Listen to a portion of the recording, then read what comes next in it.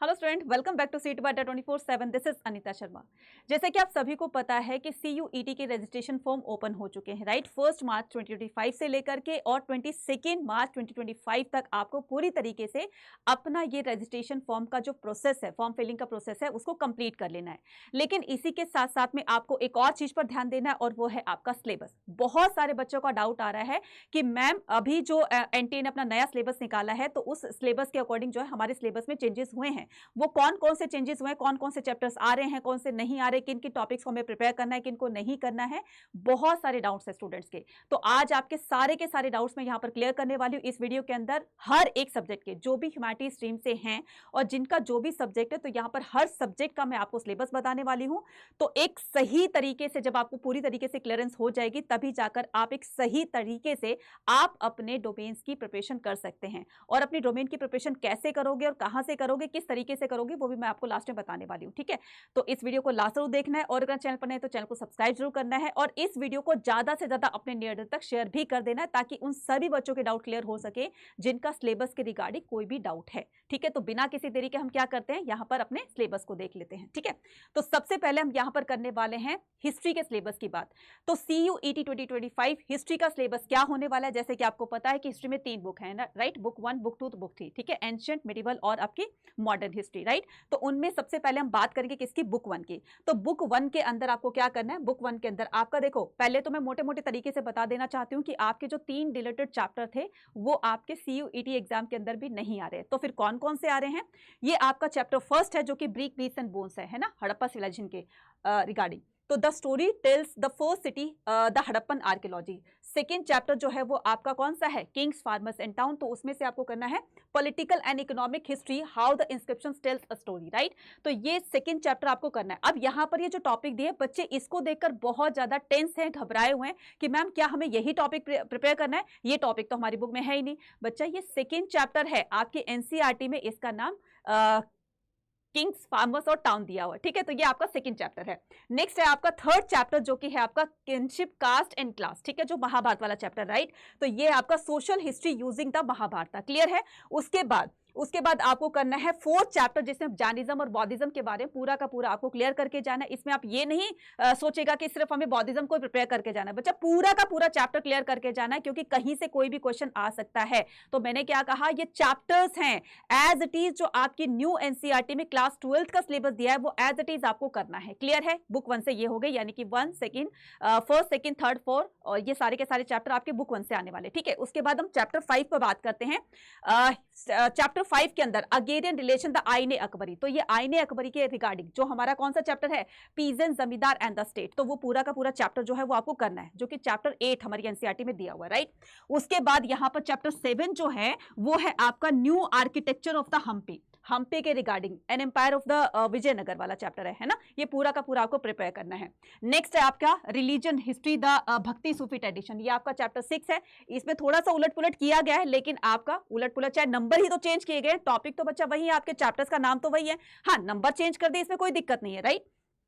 उसके बाद है आपका जो हमारा चैप्टर 5 था, medieval society through the travellers account. तो ये जो चैप्टर 5 था, through the eyes of traveller, ये आपका यहाँ पर थीम कौन से में दिया हुआ है, थीम 8 में दिया हुआ है। कहने का मतलब सिर्फ इन्होंने नंबरिंग चेंज की है, लेकिन आपके चैप्टर्स का नाम और चैप्टर का कंसेप्ट, चैप्टर के जो भी टॉपिक्स है वो एज इट इज रहेंगे। क्लियर है, तो ये सारे के सारे चैप्टर्स आपको प्रिपेयर करने हैं। अब हम बातें हैं किस पर, मॉडर्न हिस्ट्री पर आते हैं। तो मॉडर्न हिस्ट्री की बात करते हैं तो यहाँ पर थीम 9 के अंदर colonialism and the ruler society, evidence of the official report. तो ये जो है वो आपका कौन सा होगा, colonialism and the country side, जो बंगाल में हुआ था, राइट। ये पूरा का पूरा चैप्टर आपको प्रिपेयर करना है जिसमें 5th रिपोर्ट वगैरह सब दी हुई है। नेक्स्ट आता है हमारा 1857 का रिवोल्ट है, कौन सा, रिबेल्सन राज वाला। नेक्स्ट आता है आपका Mahatma Gandhi and the nationalist movement वाला चैप्टर है, तो ये पूरा का पूरा दिया हुआ है, राइट। उसके बाद the making of the constitution. तो फ्रेमिंग द कॉन्स्टिट्यूशन, यहाँ पर मेकिंग द कॉन्स्टिट्यूशन दिया है। तो बच्चा कहने का मतलब ये कि चैप्टर के चाहे इन्होंने टॉपिक्स नेम चेंज कर दिए हैं, नंबरिंग चेंज कर दी, लेकिन वो चैप्टर के नाम जो आपके NCERT में दिए हुए हैं वही आपको सब प्रिपेयर करना है। क्लियर हो गई यहां तक बात हिस्ट्री की। चलिए अब आगे चलते हैं पॉलिटिकल साइंस पर। तो पॉलिटिकल साइंस के अगर हम बात करें तो पॉलिटिकल साइंस का सिलेबस क्या होगा, पॉलिटिकल साइंस के में भी आपको पता है कि 2 बुक होती है। तो सबसे पहले हम यहाँ पर किस बुक की बात करते हैं, political in India since independence. तो सबसे पहले हम यहाँ पर era of one party dominance की बात करते हैं। तो फर्स्ट 3 जनरल इलेक्शंस, ठीक है, ये टॉपिक्स हैं बच्चा, ठीक है। यहाँ पर क्या बताया गया, कोर्सेज कंटेंट, तो आपको किन किन कंटेंट पर ध्यान देकर के अपनी प्रिपरेशन को करना है। तो यहाँ पर first 3 general elections, nature of the Congress dominance at the national level और uneven the dominance at the state level, coalitional nature of the Congress और द मेजर ऑपोजिशन पार्टीज, ठीक है। तो ये हो गया आपका क्या, ये आपका हो गया party era of one party dominance में। नेक्स्ट आता है नेशन बिल्डिंग का कंसेप्ट है। तो नेशन बिल्डिंग में आपको क्या करना है, बिल्डिंग एंड द प्रॉब्लम्स, ठीक है। तो nation building and the problems में क्या करोगे, नेहरू की अप्रोच क्या थी, राइट, नेशन बिल्डिंग को लेकर के नेहरू जी की सोच क्या थी, उन्होंने किस तरीके से वर्क किया। तो Nehru's approach to the nation building, legacy of the partition or the challenges of the refugee, the resettlement and the Kashmir problem, उसके बाद organization and the organization of the states, political conflict over the language। उसके बाद third आता है आपका political of the plan development, आपका 5 year जो plan है वो पूरा का पूरा आपको करना है, ठीक है। उसके बाद expansion of the state sector and the rise of the new economic interest, right, ये करना है पूरा का पूरा। उसके बाद इंडियाज एक्सटर्नल रिलेशंस, राइट, उसमें क्या करना है, नेहरूज फॉरेन पॉलिसी, नेहरू जी की फॉरेन पॉलिसी किस तरीके की थी वो पूरा का पूरा आपको तैयार करना है। Sino Indian war 1962, Indo Pak war 1965 और 1971, India's nuclear programme and the shifting alliance in the world politics. कहने का मतलब ये कि जो आपके डिलीटेड चैप्टर हैं उनको हटाते हुए ये सारे के सारे आपको क्या करना है, प्रिपेयर करना है। नेक्स्ट आता है आपके पास चैप्टर 5 में challenges to the restoration of the Congress system. इसमें क्या करना है आपको, political succession of the political section after Nehru और the non Congressism and the electoral upset of the 1967 Congress split and the reconstitution or the Congress victory in 1977 elections, politics and the गरीबी हटाओ, right, जो इंदिरा गांधी ने ये नारा दिया था वही। तो ये पूरे के पूरे आपको प्रिपेयर करने हैं। नेक्स्ट आता है हमारे पास crisis of the constitution order, उसमें ये सारे के सारे ये हो जाएंगे आपके।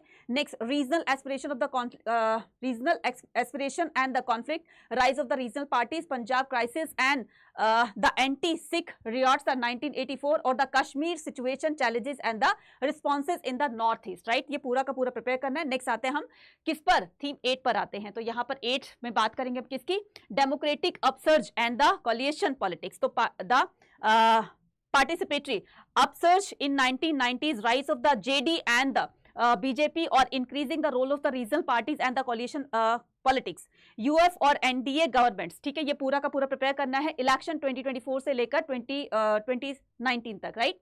तो उसके बाद आएगा आपका 2004 से लेकर 2019 तक and UPA government with the addition of NDA government. Next आता है आपका represent issue and the challenges, right, उसके इसमें क्या करना है, challenges and the responses of the globalisation, new economic policies and its opposition, rise of the OBCs, North Indian politics or the Dalit politics in the electoral and the non-electoral arena। तो ये पूरा का पूरा आपको prepare करना है political की इस वाली बुक से, है ना, फर्स्ट बुक से। उसके बाद आता है आपकी वर्ल्ड पॉलिटिक्स आती है। तो वर्ल्ड पॉलिटिक्स में आप क्या करोगे, disintegration of the second world. Next आता है आपका and the collapse of the bipolarity, right. तो इसमें ये आपको पूरे के पूरे प्रिपेयर करने हैं। नेक्स्ट आता है alternative centres of the economic and political power. Next आता है आपका south Asia in the post cold war era. तो कोल्ड वॉर एरा भी आ रहा है इसके अंदर, राइट। तो ये आपको पूरा का पूरा प्रिपेयर करना है। क्लियर है।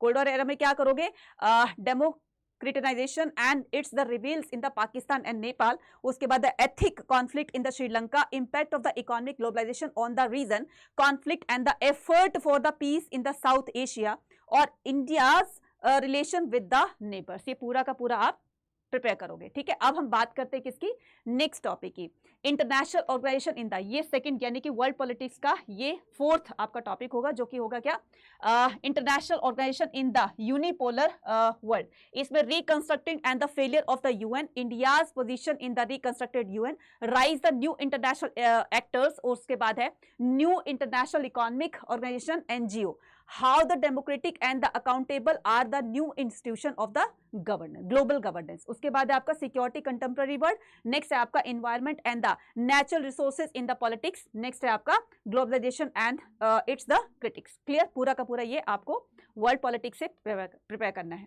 next आता है हमारे पास geography का syllabus। अब geography में क्या क्या आ रहा है ध्यान से देख लेते हैं।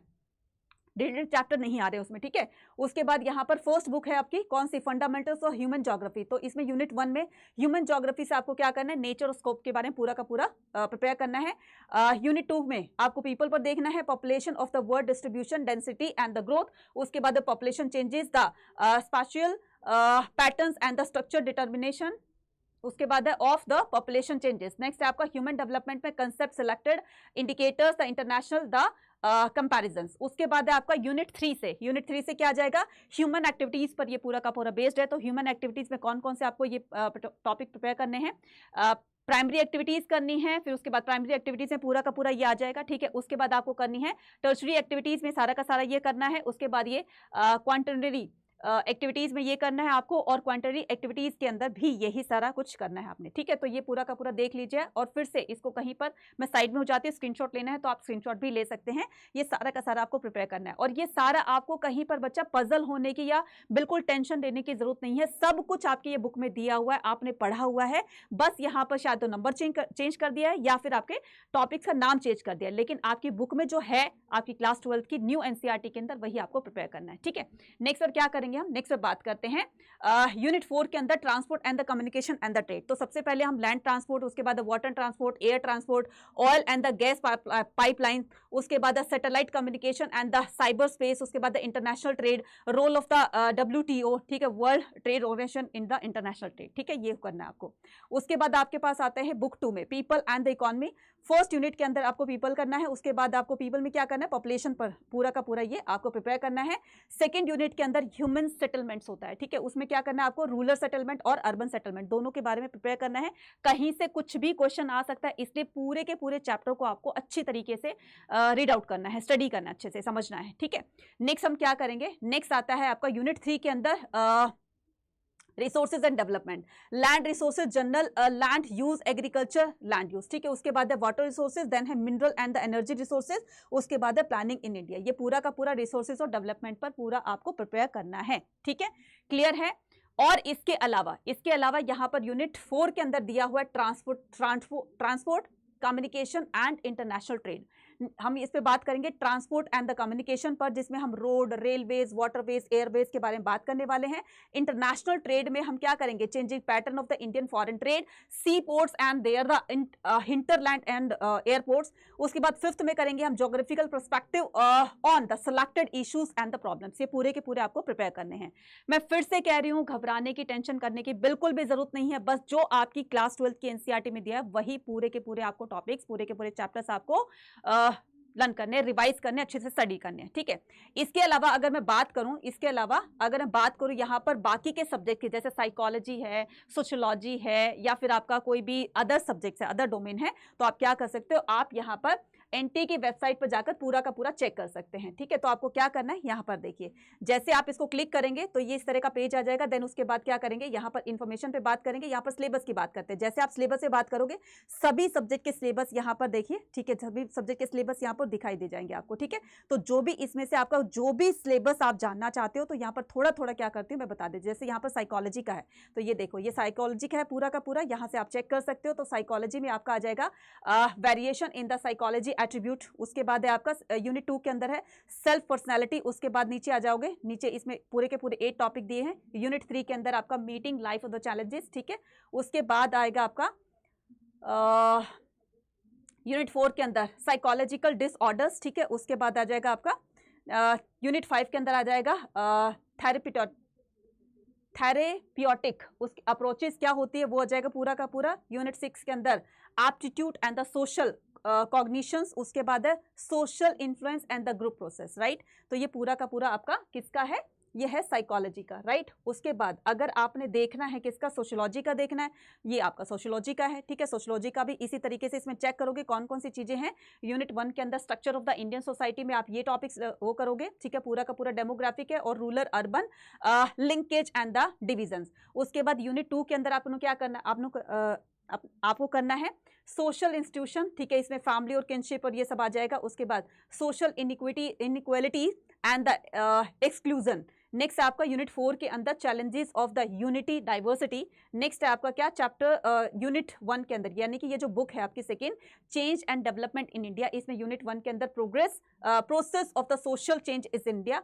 नेक्स्ट आता है आपका social change and the polity, उसके बाद है social change and the economics, उसके बाद है आपका यूनिट 4 के अंदर है new arena of the social change, उसके बाद यूनिट 5 के अंदर है सोशल मूवमेंट, देन उसके बाद पूरा का पूरा सोशल मूवमेंट के अंदर ये पूरा प्रिपेयर करना है, ठीक है। इसके अलावा अगर और भी कुछ जानना चाहते हो, किसी भी सिलेबस के बारे में जानना चाहते हो, किसी भी सब्जेक्ट का, तो आप यहाँ से जाकर चेक कर सकते हैं। यहाँ पर जाएंगे आप cuet.nta.nic.in पर जाएंगे, ये न्यू वेबसाइट है, यहीं पर आपको सारी की सारी डिटेल्स आपको यहीं से ही मिलेगी, ठीक है। तो यहाँ पर इसको चेक करते रहिएगा, राइट। और इसके अलावा यहाँ पर जो रजिस्ट्रेशन फॉर्म है, राइट, वो भी देखो आपको यहाँ पर पता लग गया है, ठीक है। ये पूरा का पूरा कैलेंडर है, आपके फॉर्म जो है वो 1 मार्च से ओपन हो गए हैं, 22 मार्च तक ये पूरे रहेंगे, मतलब आपका ये प्रोसेस है जारी रहेगा। उसके बाद लेट फीस तक आप जो है, मतलब लेट फीस सबमिट करके आप 23 मार्च तक, इसको एक दिन के लिए एक्सटेंड किया गया है कि कोई बच्चा लेट हो जाता है तो लेट फीस सबमिट करके 23 मार्च तक इसको कंप्लीट कर सकता है, राइट। ये पूरा का पूरा कैलेंडर दिया हुआ है, यहाँ पर जाकर के देख लीजिएगा कैलेंडर, ठीक है। तो यहाँ पर दिया हुआ है, ठीक है। डेट ऑफ एग्जामिनेशन जो है वो आपका 8 मई 2025 से लेकर के 1 जून 2025 टेंटेटिव दिया हुआ है, ठीक है। इसमें कुछ भी चेंजेस हो सकता है। तो मुझे लगता है कि सारी की सारी चीज़ें आपकी बिल्कुल अच्छी तरीके से क्लियर हो गई हैं सिलेबस के रिगार्डिंग। अगर फिर भी आपकी कोई भी अगर क्वेरी है सिलेबस के रिगार्डिंग तो आप मुझे कॉमेंट सेक्शन में लिखकर पूछ सकते हैं। और इसके अलावा मैंने कहा था कि आपको CUET की प्रिपरेशन कहाँ से करनी है, क्योंकि अब बहुत ज़्यादा दिन नहीं रहे हैं, बोर्ड एग्जाम्स भी चल रहे हैं, तो यहाँ पर एक आपको अच्छी तरीके से अपने हर सब्जेक्ट के मतलब हर एक डोमेन पर अच्छी पकड़ बनानी है, साथ साथ में GT लैंग्वेज को भी क्या करना है, आपको कैटर करना है, ठीक है। तो उसके लिए अड्डा 24/7 के महापैक को आप ज्वाइन कर सकते हैं, एनरोल कर सकते हो। UG PG एंट्रेंस एग्जाम पे क्लिक करेंगे, UG पे क्लिक करेंगे, आर्ट्स के हो, कॉमर्स के हो, साइंस के हो, सबके लिए एक ही कूपन कोड रहेगा, वो होगा Y489, ठीक है। तो यहाँ पर हम क्या करेंगे, यहाँ पर हम बुक वाले महापैक, या फिर आप यहाँ पर भी कर सकते हो, महापैक के 2 वेरिएंट है इसमें, है ना। तो आप विद बुक ले सकते हो, विदाउट बुक ले सकते हो। तो यहाँ पर हम क्लिक करेंगे, विदाउट बुक वाले पे या बुक वाले पे भी कर सकते हो, ठीक है। तो यहाँ पर हम बाय नाउ करेंगे और यहाँ पर कूपन कोड लगाएंगे, क्या कूपन कोड लगाएंगे हम Y489, क्या लगाएंगे Y489। और इसी के साथ आप अपने CUET की जर्नी को, ठीक है, हमारे साथ अपनी कंप्लीट कर सकते हो। डेफिनेटली आपको भी पता है कि CUET अड्डा 24/7 हमेशा सबसे ज़्यादा 100% निकालता है, और अगर आप भी 100% बनना चाहते हो तो आज ही इसमें एनरोल करो और अपनी प्रिपरेशन को एक कदम और आगे तक लेकर जाओ। मिलते हैं अपनी नेक्स्ट वीडियो में, till then take care, bye bye to all. और ये वीडियो आपको कैसी लगी, आपकी CUET की प्रिपरेशन कैसी चल रही है, ठीक है। किसी तरह का कोई भी अगर डाउट होता है तो आप कमेंट सेक्शन में लिखकर पूछ सकते हैं। तो आपके हर डाउट को हम लोग क्लियर करेंगे और कोशिश करेंगे कि जल्दी से जल्दी आपके डाउट्स को लेकर के हम लोग नई नई वीडियोस लेकर आते रहें। Thank you.